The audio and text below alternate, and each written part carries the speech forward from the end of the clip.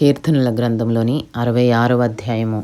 ప్రధాన గాయకునికి కీర్తన గీతము.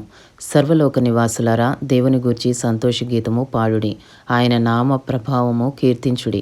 ఆయనకు ప్రభావము ఆరోపించి ఆయనను స్తోత్రించుడి. ఇలాగు దేవునికి స్తోత్రము చెల్లించుడి. నీ కార్యములు ఎంతో భీకరమైనవి. నీ బలాతిశయమును బట్టి నీ శత్రువులు లొంగి నీ యొద్దకు వచ్చెదరు.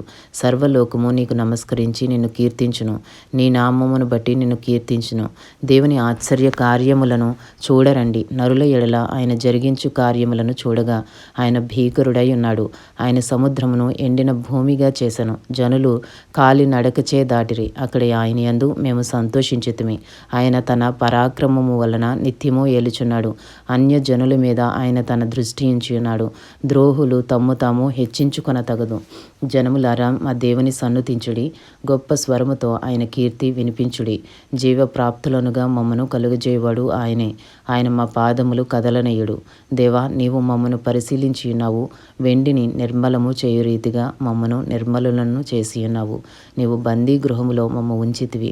మా నడుముల మీద గొప్ప భారము పెట్టితివి.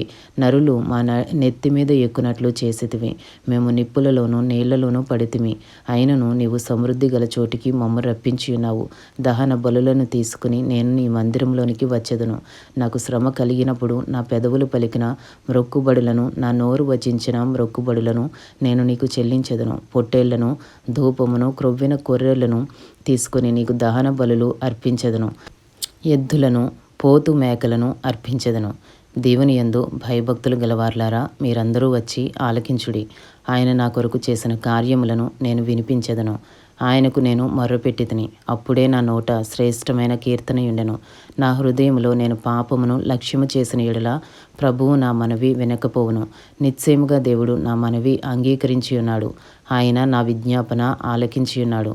దేవుడు నా ప్రార్థనను త్రోసి వేయలేదు. నా యొద్ద నుండి తన కృపను తొలగింపలేదు. ఆయన సన్నుతింపబడును గాక. ఇంతటితో కీర్తనల గ్రంథంలోని 66వ అధ్యాయము పూర్తి చేయబడినది.